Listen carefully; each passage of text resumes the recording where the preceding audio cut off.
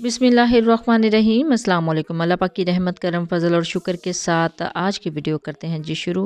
ये है जी पुरानी इस्त्री और ये है न्यू इस्त्री।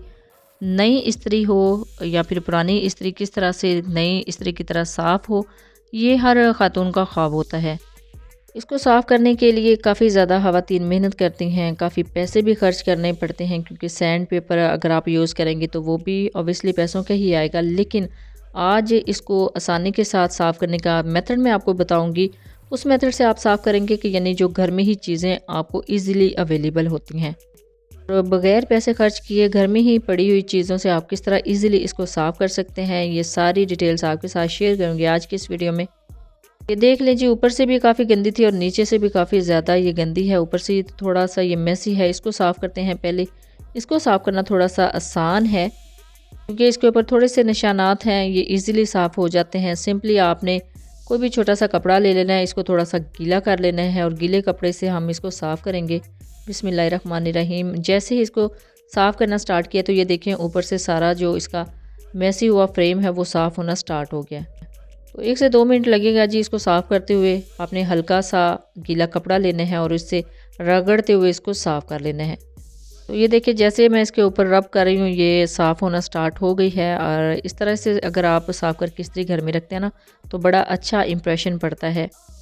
कि होना भी ऐसे ही चाहिए कि हर वक्त जो आपकी इस तरह की चीज़ें हैं डेली यूज़ की वो नीट एंड क्लीन होनी चाहिए। लेकिन जस्ट ये वीडियो रिकॉर्ड करने के लिए मैंने थोड़ा सा इसको मेसी रखा हुआ था ताकि अपनी बहनों को थोड़े से आइडियाज़ दे सकूँ कि किस तरह आप इजीली इसको घर में ही साफ़ कर सकते हैं। देखिए जी अल्हम्दुलिल्लाह तकरीबन सारे निशानात इसके ऊपर से जा चुके हैं। जस्ट आराम से ही ये गीले कपड़े से साफ़ हो चुकी है ऊपर वाला फ्रेम। अब बारी है जी नीचे वाली सरफेस की। तो नीचे वाली जो सरफेस है उसको साफ़ करेंगे। तो ये निशान जो इसके ऊपर पड़े हुए हैं उसको कैसे हमने रिमूव करना है, जलने के निशानात को। इसको साफ़ करने के लिए मार्केट से कोई भी चीज़ आप नहीं लाएंगे, जस्ट घर में ही पड़ी हुई एक बहुत ही बेस्ट चीज़ से इसको साफ़ करेंगे। तो उसके लिए यहाँ पे मैंने सूती कपड़ा बिछा लिया है।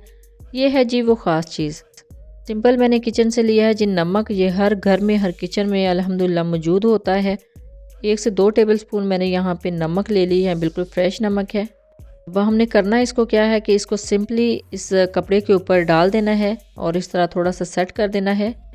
जैसे ही कपड़े के ऊपर इसको स्प्रेड करेंगे और थोड़ा सा और भी फैला देंगे और इसके ऊपर हमने इस्त्री को रख देना है। लेकिन यहाँ पे इस चीज़ का आपने ख्याल रखना है कि इस्त्री को पहले गर्म करना है।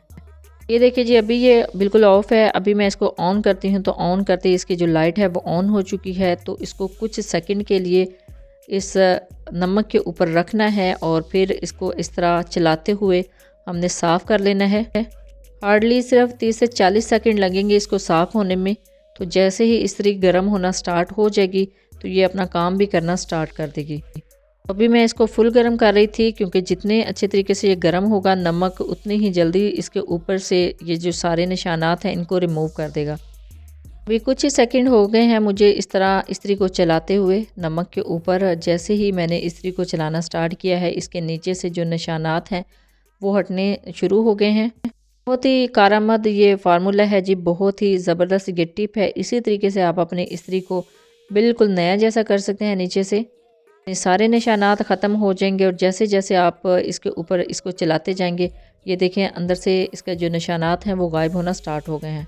तकरीबन 1 से 2 मिनट लगेंगे सारे निशानात को रिमूव होने में। तो ये देखें जी 1 से 2 मिनट अल्हम्दुलिल्लाह हो चुके हैं और इस्त्री के निशानात काफ़ी हद तक नीचे से रिमूव हो चुके हैं।